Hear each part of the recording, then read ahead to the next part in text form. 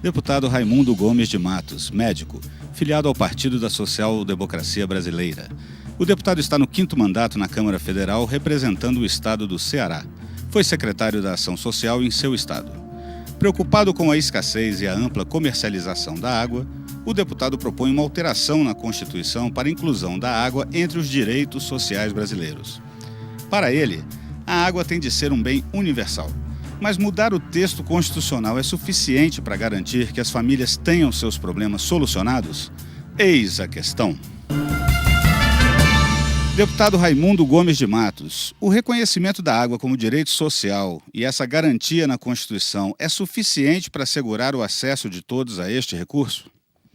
Assim como a educação, a saúde e a segurança, no nosso artigo 6º da Constituição, é um direito social, nós estamos propondo que também a água o seja, para que os governos municipais, estadual e o próprio governo federal possam estabelecer políticas, parcerias, fortalecer o Pacto Federativo, a fim de nós minimizarmos, principalmente no Nordeste, a questão do acesso à água. Nós sabemos, como médico, nós sabemos também que, como vinculado à área social, que é de suma importância nós termos essa garantia, a fim de que também a água não só para o consumo humano, mas para nós fortalecermos a nossa agroindústria, nós fortalecermos o nosso PIB, nós fortalecermos a força produtiva que é induzida a partir da água. O Eis a Questão trouxe alguns convidados para esse debate. A primeira pergunta é de Henrique Marinho Leite, professor do Departamento de Engenharia Florestal da Universidade de Brasília. Bom, primeiramente, deputado, parabéns pela iniciativa. Eu acho que é uma questão interessante buscar o acesso universal à água como um direito constitucional básico de todos os brasileiros. E a pergunta que eu tenho, é claro que é uma preocupação mais abrangente, mas a Lei 9433, que é a Política Nacional de Recursos Hídricos, ela estabelece a água como um bem econômico, né? Isso para exatamente garantir que ela seja tratada de uma maneira importante, ou seja, que ela não seja desperdiçada, que ela seja bem utilizada por todos, né? Os setores agrícola, irrigação, no caso, indústria e também o setor doméstico. Então, a minha pergunta seria, eu sou favorável à questão da água ser um direito básico, né, do brasileiro, inclusive em nível constitucional, mas eu tenho a minha pergunta no sentido de como essa água seria franqueada no seu projeto, seria gratuita para todos, a água tratada?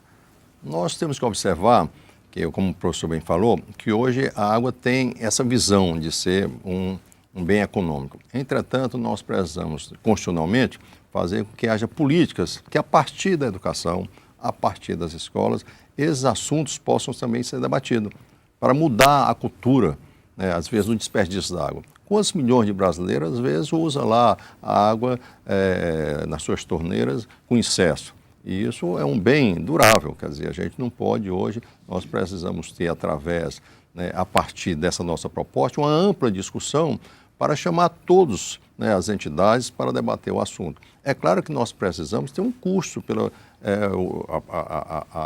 o sistema de distribuição, o sistema da questão da qualidade da água, tudo isso vai ter um custo. É claro também que nós vamos ter que dar acesso a milhões de brasileiros, né, que, infelizmente, nas suas condições sociais não têm o recurso suficiente. Então, nós teríamos que ter um delta X para que nós tivéssemos também como um bem social, fosse subsidiado, né, para a população em determinada faixa de renda. Assim como hoje há subsídios para determinadas indústrias, né, fazer a produção industrial. Alguns subsídios, alguns estados dão esse subsídio. Então, essa ocasião, no momento que o presidente quer estabelecer essa comissão especial, vai ser tratado todos os assuntos, desde a parte econômica, o custo da água, como também todas as classes que poderão ter acesso, né, a um custo minimizado, até porque nós temos as empresas que são as corresponsáveis de fazer toda essa distribuição, como também tornar a água potável para o consumo humano.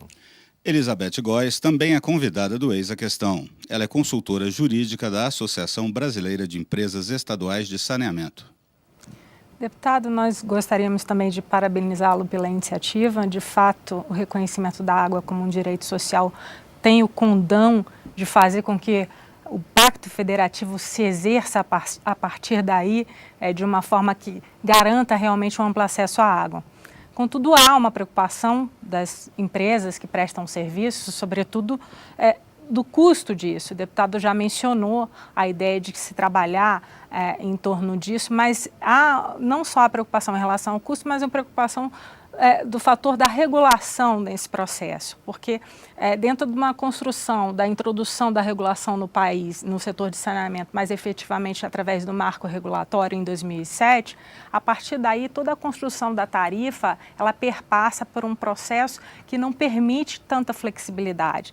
Então há uma grande preocupação das empresas, não só em relação de que haja um desperdício maior, nós hoje, infelizmente, no país ainda vemos pessoas que lavam as calçadas com água potável, né? Então há uma preocupação nesse sentido e também há uma preocupação de que esse custo seja aportado para as empresas que hoje já fazem um trabalho no sentido da tarifa social, que é uma tarifa que sequer paga o custo do tratamento de água, mas é justamente para possibilitar o cidadão a ter acesso à água e, com isso, claro, promover a saúde, né? Então a questão seria essa. É importante a presença das empresas, até porque na comissão especial nós iremos fazer audiências públicas, ouvirmos, né, estudarmos, aprimorarmos as propostas das planilhas de cada empresa e vemos realmente que precisa também ter todo esse engajamento, né, dos segmentos produtivos, aquele que faz irrigação, aquele que produz determinados alimentos, para que nós possamos chegar às metas que foram estabelecidas pela ONU em termos das metas do milênio, como também nós buscarmos efetivamente um volume X, não só para o consumo humano, quer dizer, o nosso ser humano, a média estabelecida, seriam, vamos supor, 50 litros de água por dia. Lá no nosso Ceará tem determinados locais que, infelizmente, a população se desloca 6 quilômetros para pegar água, quando está em período normal. Hoje, não. Hoje, infelizmente, nós estamos com certas estiagens, tem lá os carro-pipa e tal, quer dizer, a qualidade da água. Então, tudo isso, né, no momento em que tiver no texto constitucional, o governo municipal, o governo estadual, o governo federal vai também ver a questão da alocação dos recursos, né? Porque nós temos que, nessa pactuação, vermos também o cofinanciamento para que as empresas possam garantir a oferta de água de qualidade, possam ampliar a rede de abastecimento nas cidades e nos municípios. A gente que percorre muitas cidades no estado do Ceará e tem a oportunidade de visitar outros estados, né, sempre existe determinadas comunidades que solicitam a ampliação da rede.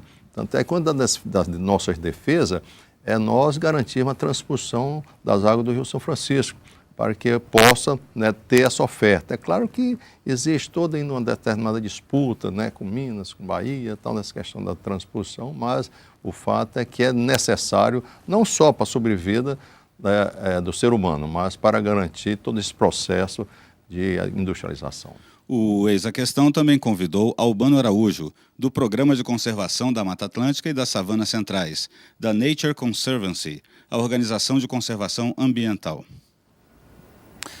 Bom, deputado, assim, acho também louvável essa ideia de colocar a água como um direito. Isso, inclusive, a ONU já colocou essa questão diversas vezes. Por incrível que pareça, o Brasil não endossou esse processo, né? Mas eu tenho uma questão, assim, já do ponto de vista ambiental, né? Até fazer um comentário, assim, realmente nós temos algumas coisas no país que ainda são difíceis de acreditar, né? Ainda tem gente que lava a calçada com água e ainda tem empresa de água que perde 40%, 50%, 70% nas suas redes de distribuição. E elas não têm feito, aparentemente, um esforço para essa redução. Haja visto a situação de São Paulo, onde, se não houvessem as perdas, por exemplo, não haveria a crise de água. Então, o que eu lhe coloco assim, dentro de um ponto de vista de colocar o direito à água, isso gera desdobramentos, né? Então, como ficaria, assim, na sua visão, a questão de garantir esse acesso à água e de garantir a conservação dessa oferta quando você olha de onde vem a água? Certo? Como fica a conservação das bacias hidrográficas, que é de onde a água vem, porque também a água não vem da torneira, né? Então, assim, como nós vamos garantir a conservação dessas bacias hidrográficas, se no momento que garantindo esse direito e aumentando esse acesso, você vai gerar uma pressão sobre a fonte desse recurso. É de suma importância, eu acredito que é mais um ponto que essa Casa Legislativa tem que chamar a sociedade para debater, é a questão do nosso aquecimento global. Quer dizer, essa questão da água não é só no Brasil. O aquecimento global está gerando, né, automaticamente, destruindo todo esse potencial que se possa ter a partir dessas fontes naturais.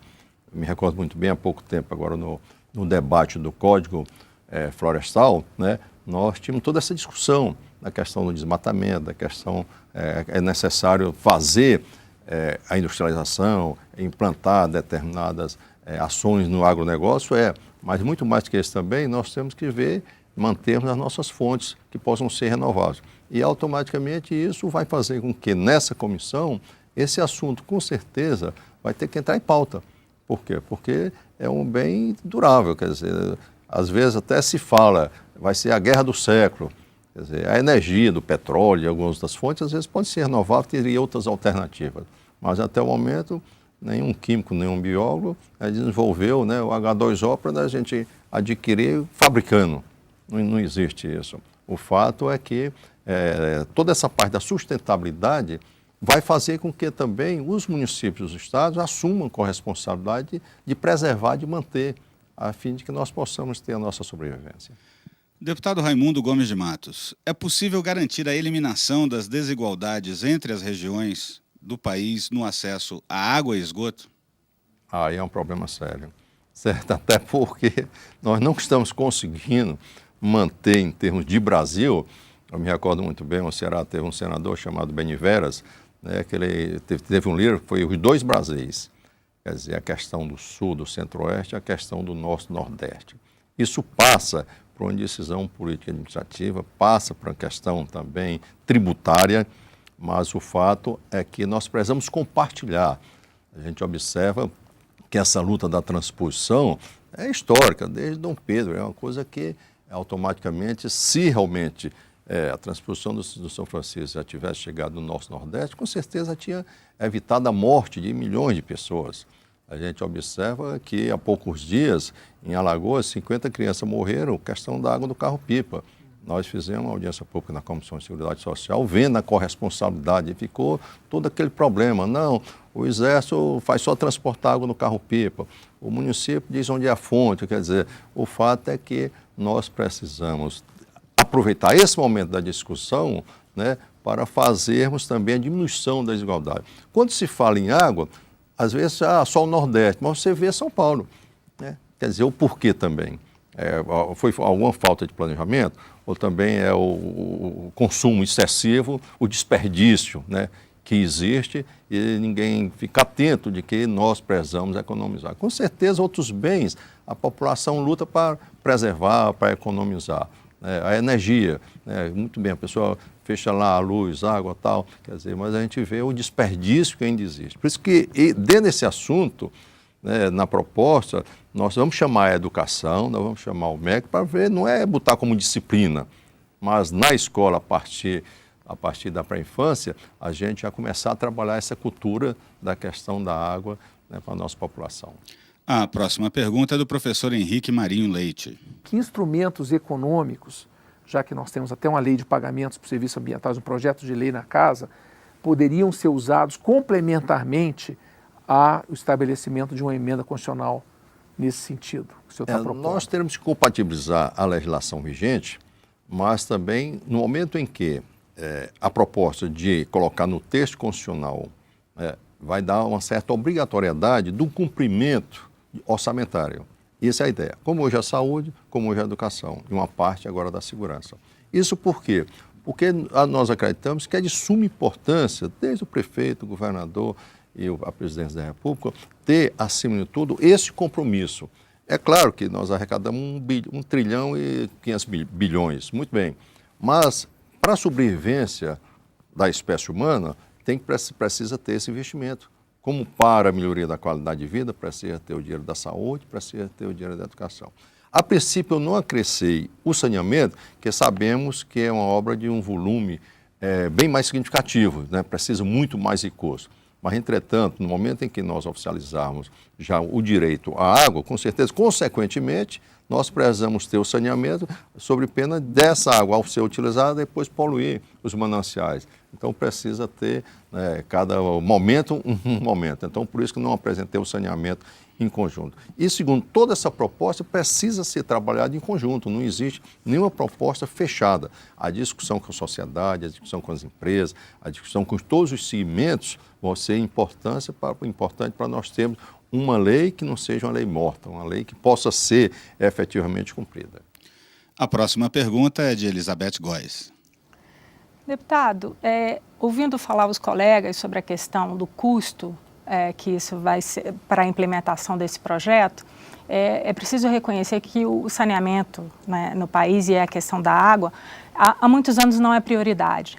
Um exemplo disso é a alta tributação do setor, um setor que luta há anos por uma desoneração e que já foi por diversas vezes objeto de campanhas eleitorais e prometida a desoneração, mas nunca aconteceu. E um setor que trabalha, apesar das dificuldades, como tem acontecido no estado de São Paulo, que tem um grande projeto que teve que captar recurso internacional justamente para a redução de perdas, né? E que tem trabalhado nesse sentido também, mas encontra inúmeras dificuldades devido à falta de recursos. E aí a pergunta que eu lhe faço, o senhor acredita que a desoneração e talvez introdução da água como um direito social possa fazer com que, da mesma forma com que acontece na área da saúde, o recurso seja carimbado e que seja efetivamente destinado tão somente para que haja a possibilidade da prestação de serviço de água? É importante a sua observação, porque no momento em que nós apresentamos a proposta, não chegamos a esse nível de detalhe. Mas, durante a discussão na comissão, o texto que a comissão apresentar automaticamente passará no plenário da Câmara e irá para o Senado.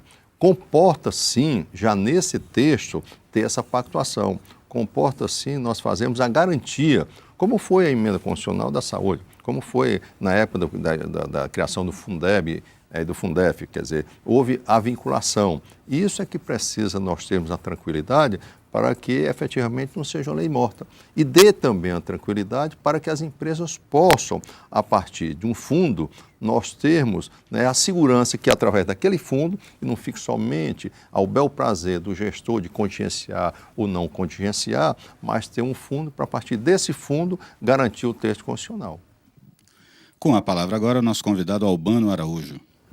Bom, deputado, como o senhor disse, a água é uma questão interessante, né? De todos os direitos que estão garantidos, que estão lá na Constituição, a água não está lá ainda, mas a água é essencial.